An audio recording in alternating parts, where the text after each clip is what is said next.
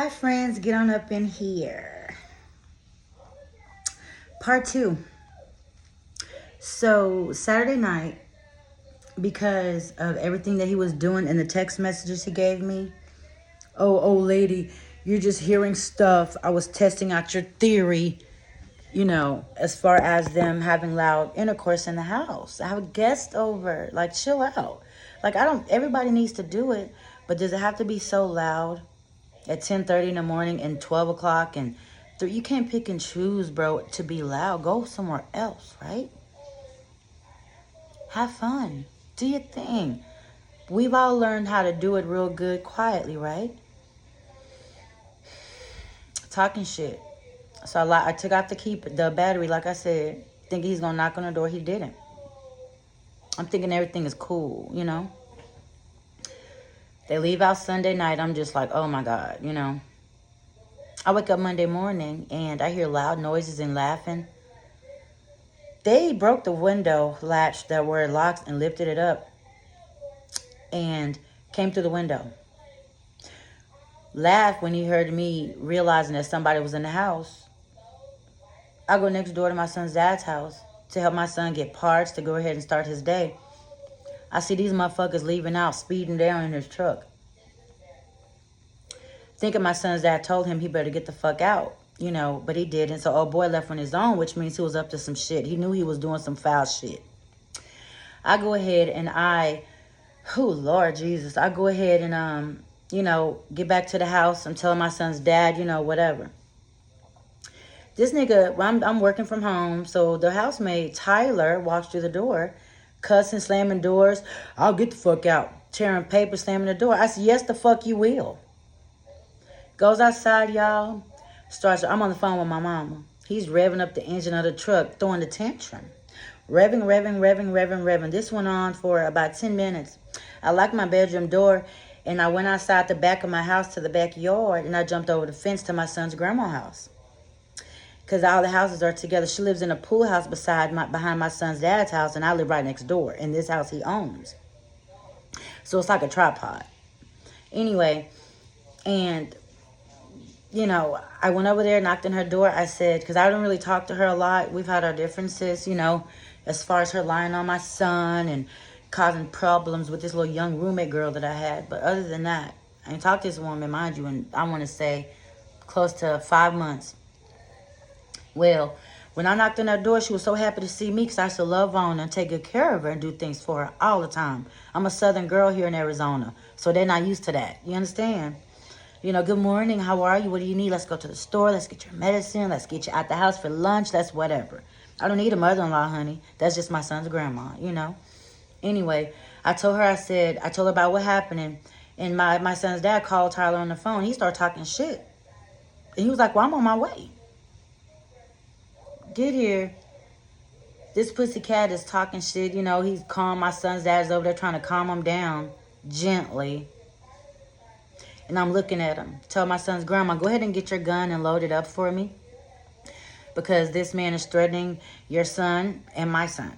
As far as stating that he's going to wait for them when they get here. Because of a confrontation they're having over the phone. So I like to be prepared. I do not have a pew of my own. But I need you to get yours ready. Oh, baby, yes, she did. My son told me when they was coming up. We walked up to the front of the house. She had her pew hiding behind her phone. And I was standing right there looking. Let me beat his ass. And if he knocks me out, then shoot him.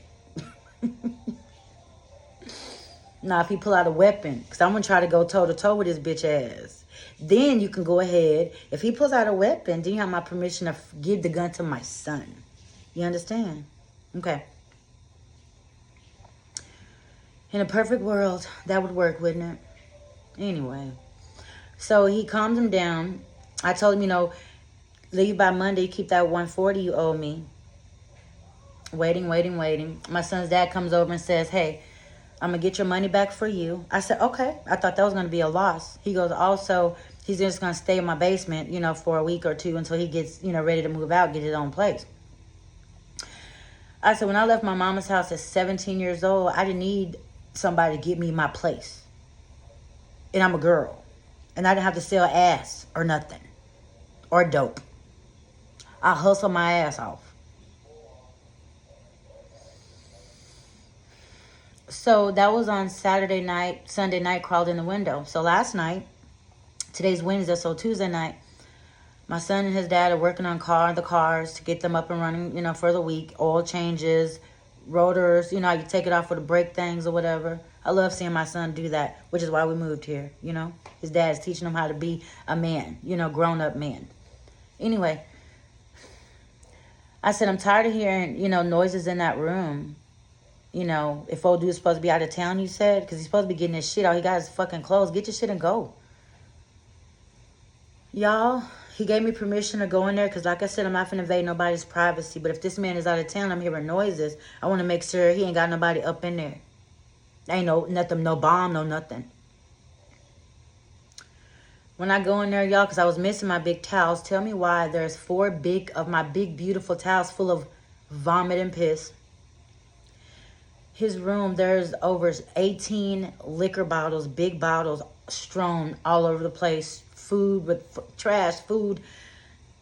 That window was not ajar. That window was up. The rain came in and things are wet. It's just, that made me pissed off. I was so mad at him. I was holding a knife in my hand, and y'all see that I can cut myself with it or whatever. Because I was thinking every time I hear a big truck go by, it's going to be him. I'm getting prepared. That anxiety I don't need. When you make people feel like they're afraid, you cannot tell them how to react to you. A restraining order will fuck up that young man's life. Young, black, 22 years old, and now you got a restraining order. Let's try not to be the stereotype as best we can. I'm waiting for this sick fuck to come back.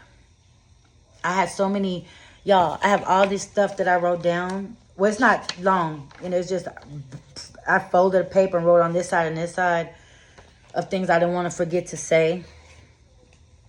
I woke up this morning ready to, you sick fuck, you got an hour to get out, ho. After I smoked, had my coffee, prayed a little bit. God said, I told you vengeance is mine. I know, God.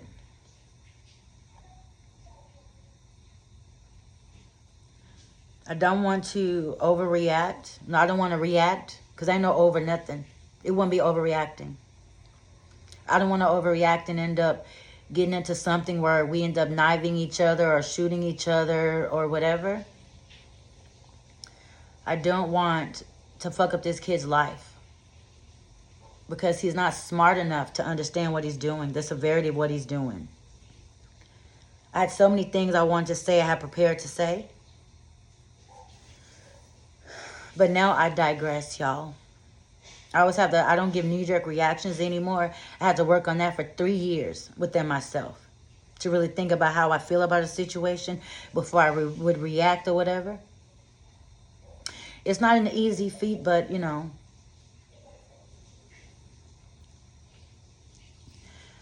I will not kiss ass or seem like a punk ass bitch to where he feels like I got one on her and I get to live next door and the bigger house with the pool. Baby, I don't care about none of that shit, okay? What I care about is the fact that you owe me $20 extra for my towels.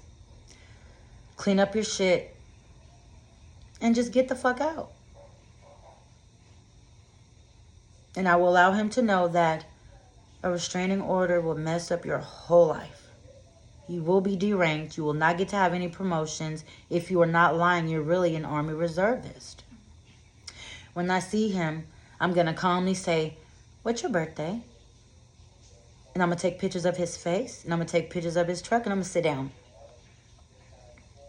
Never let your right hand know what your left hand is doing. And some people say left hand, right hand, whatever. Just don't tell somebody what you're about to do. Just fucking do it. But what I will allow this child to know versus telling him that I'll kill him because of the way he made me fear for my life and leave my fucking door open for my window open for days. That's not safe for me and my son, yo. So, I'll let you guys know what happened. So this is part 2 of the roommate saga. He burnt donuts in my thing. I'll insert it, you know, here in a little bit after I'm done.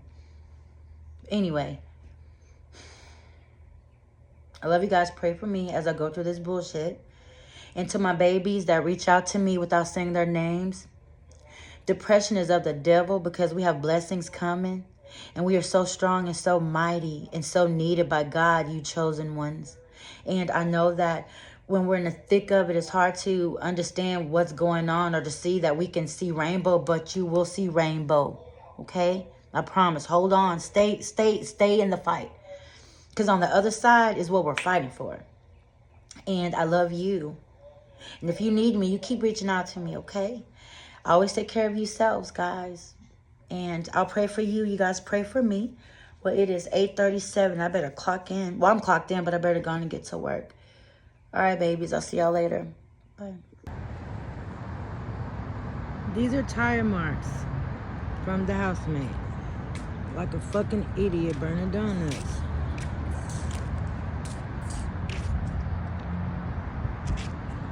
This looks like that is a circle. See this? That's a circle.